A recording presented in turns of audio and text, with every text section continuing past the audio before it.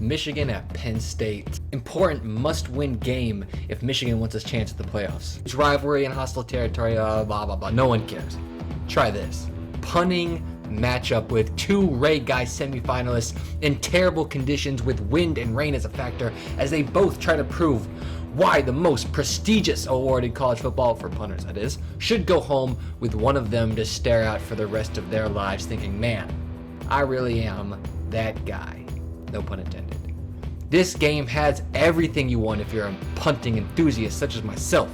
You have absolute dingers, you've got punts inside the 5, you have high hang time punts, and even a fake.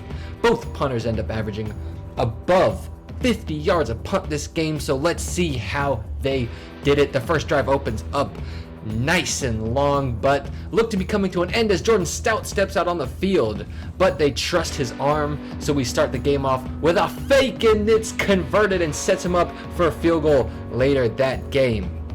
Michigan gets the ball back and doesn't do much with it, but it gives Brad Robbins a chance to choose violence against this leather oblong object as he kills it 60 freaking yards in the air for a short return.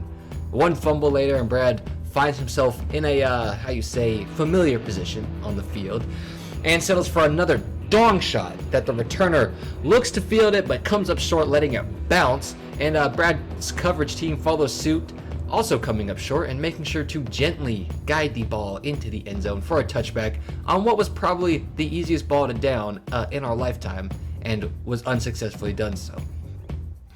Penn State takes a page out of Michigan's offensive playbook by not getting very far on offense, letting Jordan Stout unleash this absolute nuke of a punt. But Jordan is kind to football, so this one gives him a favorable bounce back to the 9-yard line.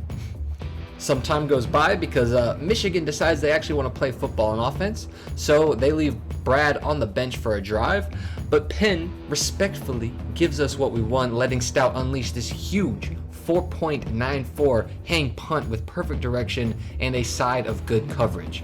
The quarter ends and some football is played, and we saw a lull in the punting excitement with a 41-yard punt by Stout to be down inside the 20, followed shortly by a 46-yard punt by Brad Robbins.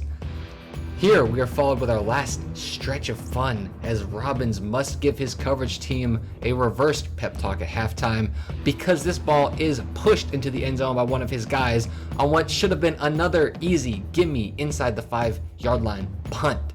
Jordan Stout, seeing the mess of coverage, tells his guys to show the Wolverines how coverage is done since they can't seem to show them how winning a football game is done.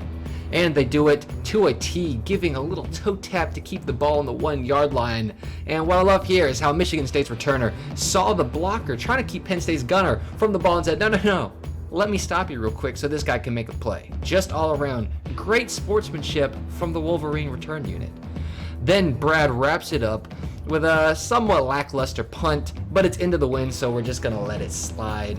But it pushes the Nittany Lions back to their side of the field, even if it's only for a short time. So this was an absolute beast of a punting matchup, and I hope you guys enjoyed it as much as I did. As always, have a good day, guys, and peace.